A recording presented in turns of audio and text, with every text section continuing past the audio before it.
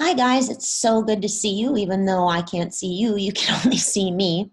I hope you're all doing well. I hope you're staying positive, staying busy, keeping that mind working. On that note, in this video, I'm going to go through two FRQs. I would love it if you had a printer and you could print them off from the Schoology folder. Their PDFs are attached. If you don't have a printer, then I would title them as we go through them. In the event that we do go back to school, you'll eventually have a test that's going to be composed of these FRQs.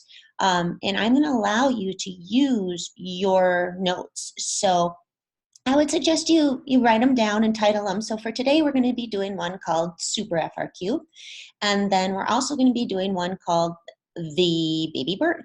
So if you, again, have access to a printer, just print them out, do them on there, and keep everything organized, whether that be in a binder or a folder or something, just hang on to it. Again, if you don't have a printer, just start up a notebook and title everything. And then don't lose the notebook. And again, I hope you guys are doing great. There's more to this situation by far than calculus, that's for sure. But as of now, the AP test is still scheduled, and not as of now, it's actually for sure scheduled.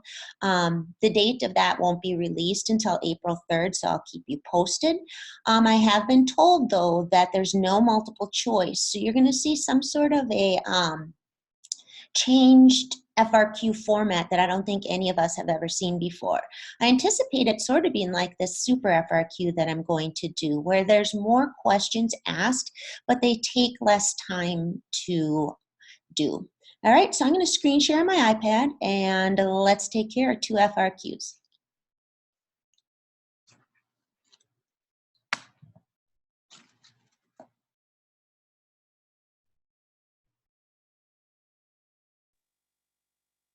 So here's my iPad coming in here. Let me find my, perfect. So I'm going to click off my show video here if I know how to do it. Swap shared screen with video. I don't know what that's going to do. No, don't want to do that. Stop video. All right, here we go. So this is called a super FRQ. And again, I said if you don't have access to a printer, label it DiffyQ, DEQ, super FRQ, and do it in there, which is a little hard when you're making these slope fields. So I would suggest, you know, if you don't have a printer, you don't have a printer, right? So let's begin. In this first part of this super FRQ, we're given the stem of the problem. We should always read that. Notice we're being given a first derivative and a second derivative for the function y equals f of x. All right, we're also given an initial condition, a point on the solution curve, which means the original function y equals goes through the point 1, 2. So now that we've absorbed the stem of the problem, let's go with part A. On the axes provided, sketch a slope field for the given differential equation.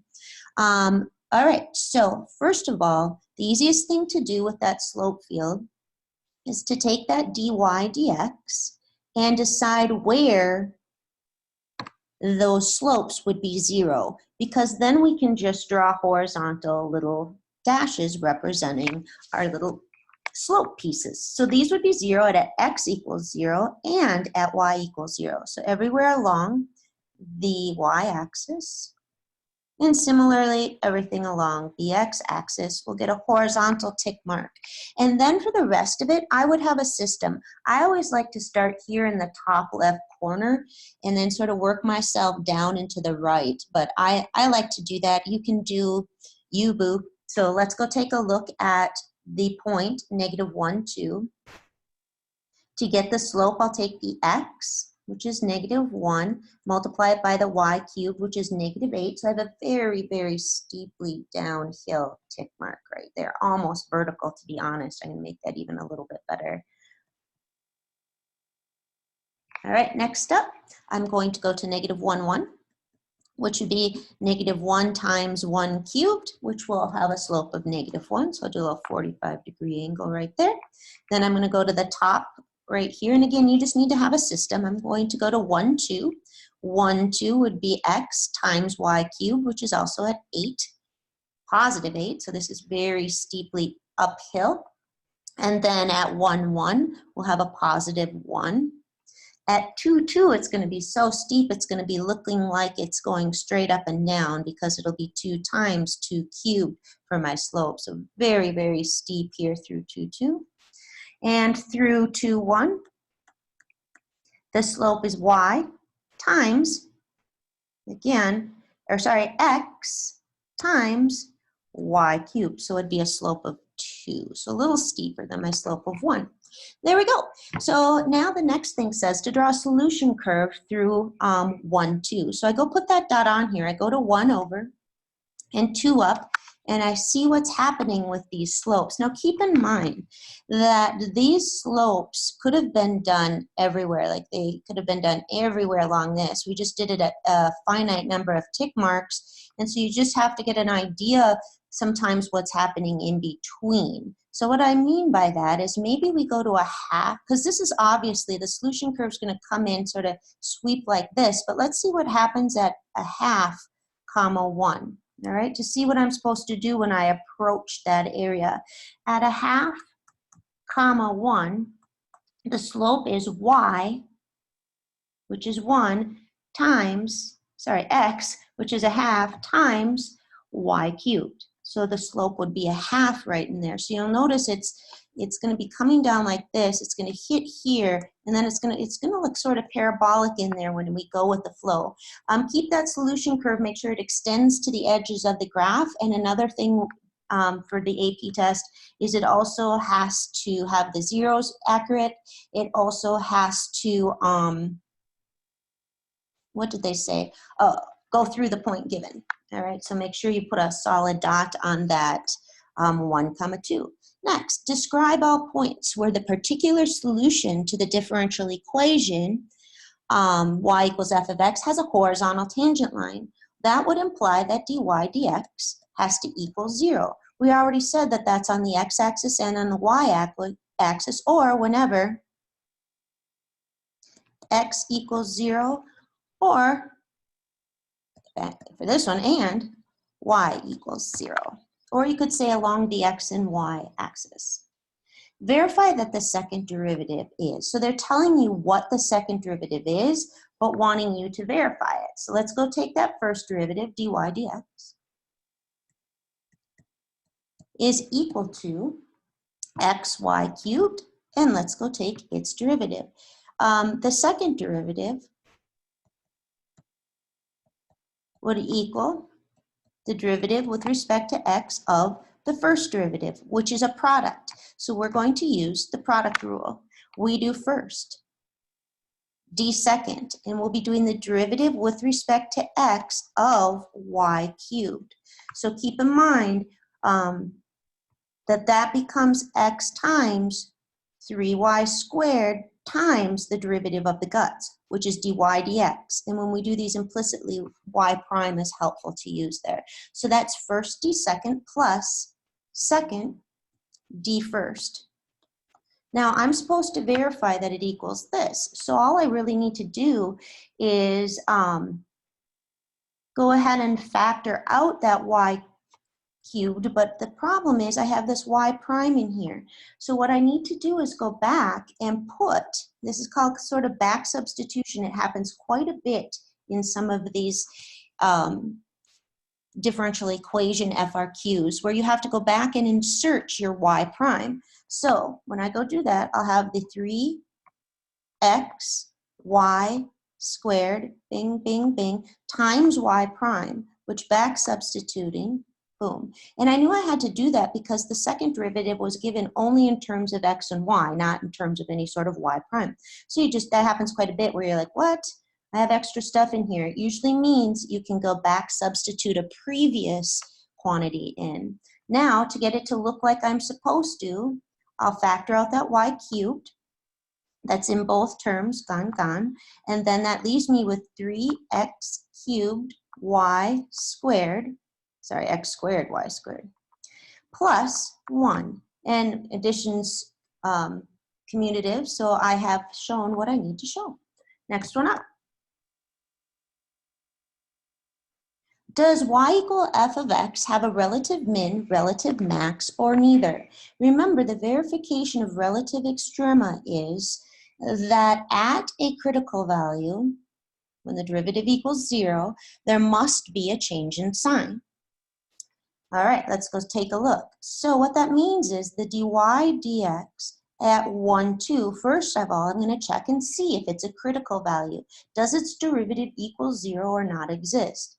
Well, it's x times y cubed. X times y cubed equals 8, which is not equal to 0. Therefore, at 1, 2, there is neither. I have a very steep uphill tangent line right there. I do not have a possible turning point. There is neither. All right, but there's another one. How about at 0, 2? And again, that's why this is called a SuperFRQ. None of this is taking particularly long, but I'm killing off a lot of skills here. Let's take a look at what happens with dy dx at 0, 2. At 0, 2, dy dx is x times y cubed, x times y cubed, which equals 0.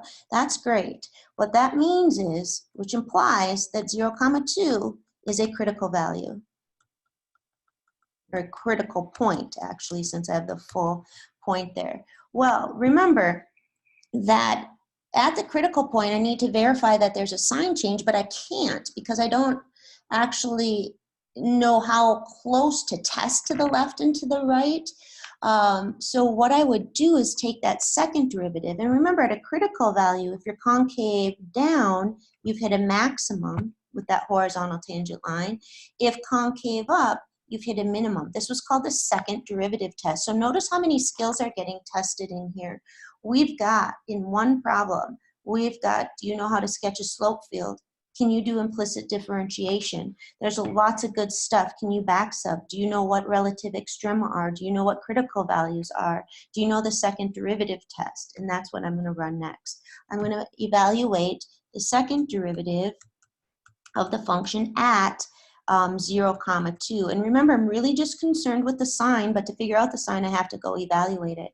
So my second derivative was explicitly given to me. The reason they do that sometimes is so that if you couldn't do part C, you wouldn't have to choke on part D. So if I couldn't verify or do implicit differentiation, it won't affect my score for the second derivative test.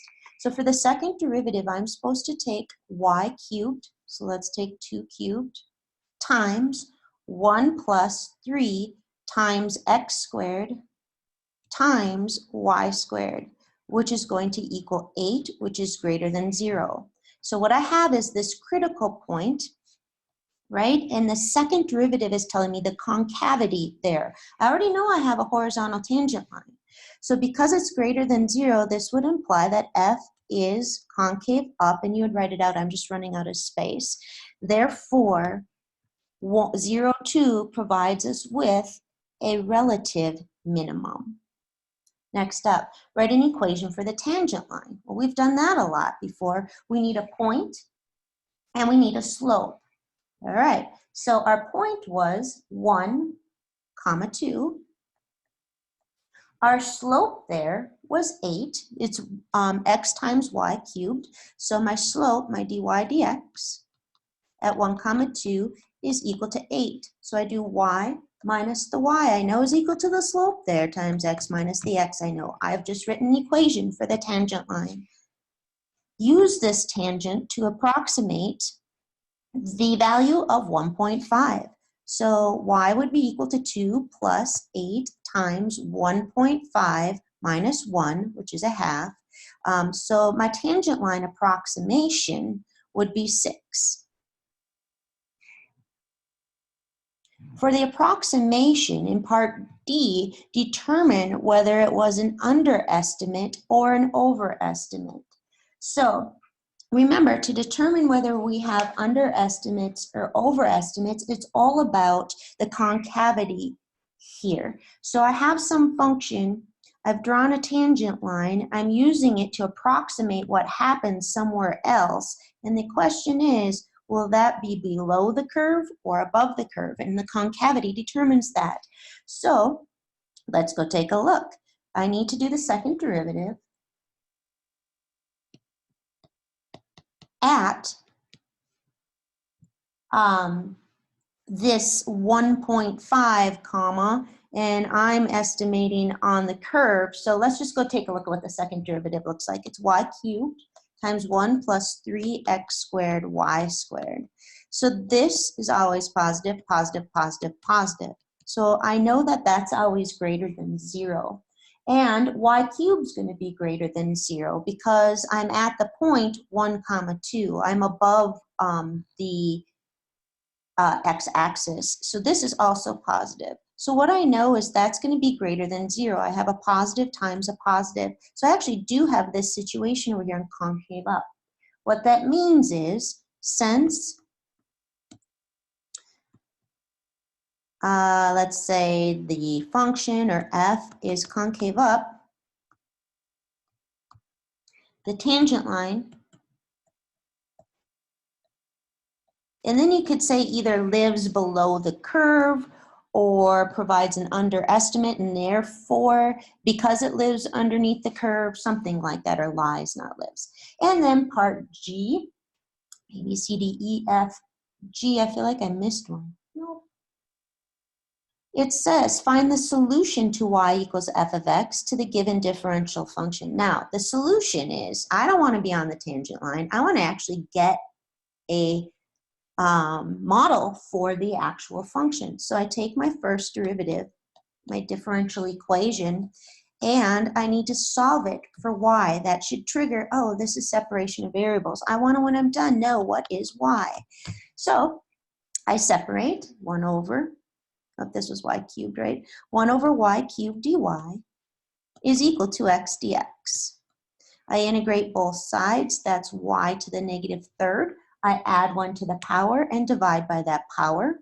I get y to the negative 2 over negative 2. Notice I'm keeping that all out of the way there. I get negative 1 over 2y squared, when I integrate that, is equal to x squared halves plus c. I could actually go find the c right now. This is a little messy for me. I think I'm going to at least get rid of the 2's in the denominator by multiplying everything through by 2. So at least I'll have a negative y squared is equal to x squared plus c. And again, you don't need to double that c. Twice a constant is still just a constant. Now, if you wanted to find c here, that's fine. And it's actually the safest thing to do if you don't know, if you're not sure how to manipulate things well. But I know that I can multiply both sides by y squared. And I'd have x squared plus c times, and again, that'd be quantity, y squared, which means I can divide by x squared plus c, which equals y squared. To be honest, I think I want to find it right now. Let's go do that. I've got rid of my fraction. I don't have a root. So let's go figure out what that c is. Remember, our x in this was 1. So I'm going to indent in black, go figure out, well, what's Carl here? So let me change my colors. So I'd have negative 1 over 1 squared plus c is equal to 2 squared, which is 4. I need to solve this for c. So in order to solve this for c, you might want to, oh, there's so many ways to do it. I think I would just do 4 times 1 plus c. So multiply that on over. 4 times 1 plus c is equal to negative 1. Then I divide by 4, get 1 plus c is equal to negative 1/4, and that gives me c equals negative 1/4 minus 4/4, or negative 5/4. Make sure you don't quit here. Although I found the c, again, the solution to the differential equation is all about what y equals. So y is going to equal plus or minus the square root of negative 1 over, and then I have that x squared minus 5/4. Now, let's go back to this original one. Because f of 1 spat out a positive answer, I know it's the positive root. So I have the positive root of, I'm going to put that negative on the bottom just to make it look a little better. So that'd be a positive 5/4 and a minus x squared. I think I'm going to quit. If it was a multiple choice, we'd get rid of that complex fraction by doing a little crisscross applesauce, but this isn't multiple choice. So I have found a viable solution to the differential equation. Let me go make sure I answered everything. And then it says use your solution to find f of 0. F of 0 is going to be equal to the square root of 1 over 5/4. And I would just leave it right there. So that's right, f of 0 will equal, just put a 0 in for x. Again, you don't need to clean it up when it's an FRQ. Just needs to be numerically equivalent. All right, that's FRQ number 1. That's called a super FRQ, and it was super. I'm thinking maybe I'll give a little Schoology quiz on this too. So make sure if you weren't listening and writing everything down, you might want to rewatch. I think that'd be a good idea because this was a really good FRQ. So I'll make myself a good little Schoology quiz out of it and attach that too. All right, I have one more to do, the BabyBird. So I gotta go back. Sorry, I got a lot of things hooked up here with my technology. I'm going to not save that because I'm recording it off my other computer. So let's not. Are you sure you want to? Okay, hopefully I don't regret that. And let's go to a new one. And I'm gonna bring in my BabyBird. This is an actual FRQ. It's kind of a famous one, and I'll tell you, not famous, well, famous as far as how famous can a calc FRQ be, right? But it was the first of its time of something that's been popping up quite a bit in the last few years. So I think this is 2013, might have been, 2012. All right, so for this 2012 one, the reason this BabyBird one, it caused an issue for a lot of kids, and I think College Board thought, you know what, they should know how to deal with that because it's not unreasonable. And so even though kids did very poorly on it, you could Google the statistics. Actually, you can Google anything with these actual FRQs. If you just did 2012 AP Calculus AB free response scoring statistics, you would be able to bring up the national averages on this. And it wasn't very good for a couple of reasons. It certainly wasn't for part A. So let's go absorb the stem of a problem. We're being given the rate at which a BabyBird gains weight, and it's proportional to the difference between its adult weight and its current weight. At time t equals 0, so again, its adult weight must be 100 because it says it's proportional to the difference between its adult weight and its current weight. At time t equals 0, when the bird first is gaining weight, its weight is 20 grams. So that's weight at birth would be 20 grams, but you might want to write that down, that 0, 20. All right, next it says if b of t is the weight of the bird, so b of t gives me the weight, db dt gives me the rate that the weight is changing. All right, next up. So A, is the BabyBird gaining weight faster when it is weighing 40 grams or when it's weighing 70 grams? Well, that's pretty easy because the gaining weight is determined by the rate of change in the weight of the BabyBird, which is 1/5 of 100 minus 40 when they weigh 40 pounds, which would be 1/5 of 60, which is 12 grams. Or per, what is this? Per day. I should probably put a label on that, even though it didn't say with unit, but that'd be grams per day. The rate that the BabyBird's weight is changing when the weight of the BabyBird is 70 is equal to 1/5 of 100 minus 70, 1/5 of 30, which is 6 grams per day. So it says, is the BabyBird gaining weight faster when it weighs 40 or when it weighs 70? Well, common sense told me it's going to be 40. You gain weight faster as a toddler than you do when you're an adult. So the younger weight is going to have a greater impact on that. So you would then answer the question, obviously. So for part B, This actually, in the guidelines when they send out how students did, they did terrible on part B, and I'm going to tell you why. Because this is given as dB dt, and it's a function of b, let me equate that to if it was dy dx for you. If this was dy dx, then this would have been 1/5 of 100 minus, and it would have been y, the dependent variable. And you're used to taking derivatives with respect to, well, x, or in this case, with respect to t. So what kids thought, let's go multiply this 1/5 in just so you can see it a little better. That would be 20 minus 1/5 b. Right? So all I did was distribute this in. This is what dB dt is. So when I'm doing the second derivative, what a lot of kids did is they just said, oh, it's negative 1/5. However, when I actually do this correctly, watch. If this was in terms of y, this would have been 20 minus 1/5 y.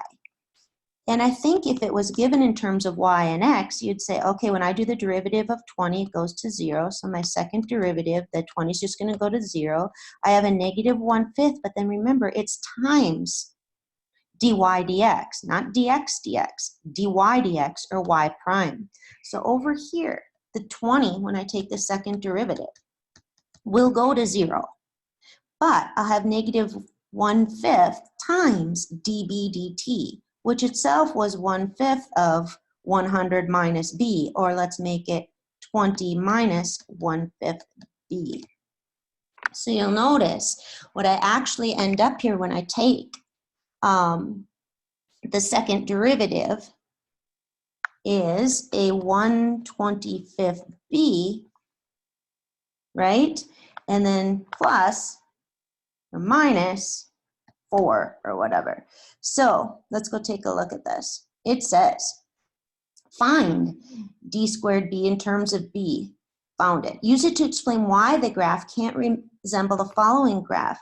Well, this is, the baby bird, remember, was born with a weight of 20 grams. So this is always going to be positive for all weights greater than or equal to 20. So the graph has to be concave up everywhere. Well, this is looking concave up, and then it goes concave down. So when it says explain why, luckily this was just worth 2 points. Most kids didn't get these 2 points because they said that the slope was negative 1/5. But explain why the graph cannot resemble the following. And it's because our second derivative showed that the graph should be concave up everywhere, and this graph has a region that's concave down. Part C was worth the majority of the points using separation of variables. Now they gave that in the prompt. That hasn't happened much usually. Usually it says solve the differential equation, but this one they prompted you to separate. So let's go do that. I'm running out of real estate, so I'm going to clear the ink on here. Let's clear ink. All right, so let's go to part C. And then we're done. This is taking longer than I thought. Apologize. These are good problems. Part C, we'd have 1/5 of 100 minus b. I'm going to separate. I have 1 over 100 minus b is equal to 1/5 dt. And I forgot my dB over here. So there we go. We have bringing the 100 minus b, dividing both sides by it, and retaining the 1/5.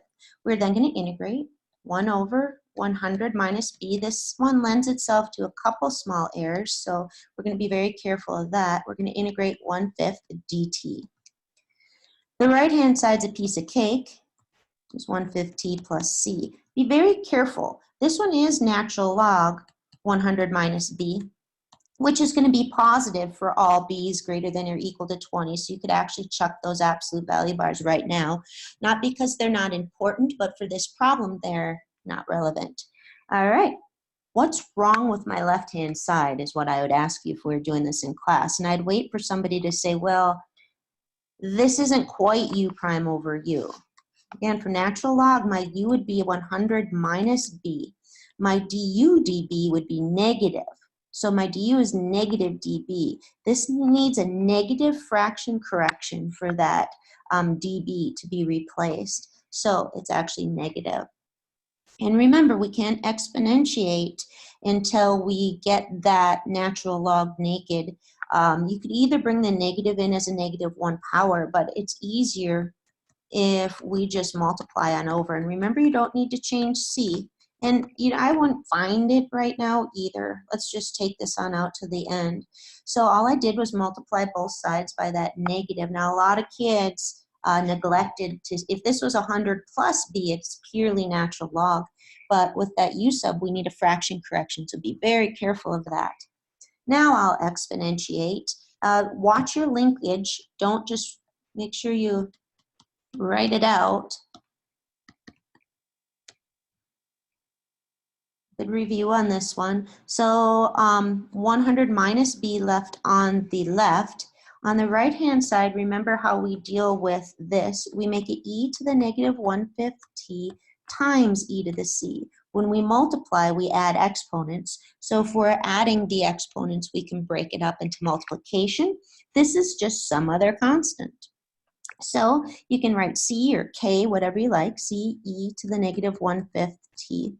So when I'm all done with this, I'm going to take it all the way on out to the end. I'd add the b on over, and I'd end up with 100 minus some constant that I need to find, e to the -1/5 t, and that will equal the baby bird's weight at any given time t. So let's go back to our initial condition, that when I put a 0 in for t, a 20 has to come out for b. So when I put in a 0 for t, this would become e to the 0 or 1. And I have to get a 20 out, which means c's got to be 80. And again, you don't need to show work for that, but 80 e to the -1/5 t, or -t/5, will give me the baby bird's weight as a function of t. Now, I'm going to show you the scoring rubric for this, just so you can see how this one was scored that year. So the first one, we needed to use dB dt. That's finding it. Answer with a reason. So I'm assuming you would be able to state why that is. This next one, we wrote this a little differently, but we've got the exact same conclusion. The graph of B is concave down, and a portion of the graph is concave up. And actually that one, I think I might have made a sign error. Oh, well, I'm not going to go back. Did we separate variables? Yes, we did. Antiderivatives, it means both are lumped in as one. So you wouldn't get that if you didn't have the negative here. Using the constant of integration, at some point plugging in the 0, 20, and then also our final answer. Maximum, 2 out of 5 if no constant used, and 0 out of 5 if you didn't start this with separation of variables. All right, so that's it for that. I'm going to, I wonder if there's a way for me to stop broadcast. Oh, I can, and I'm going to come back to life over here, I think. So let me click.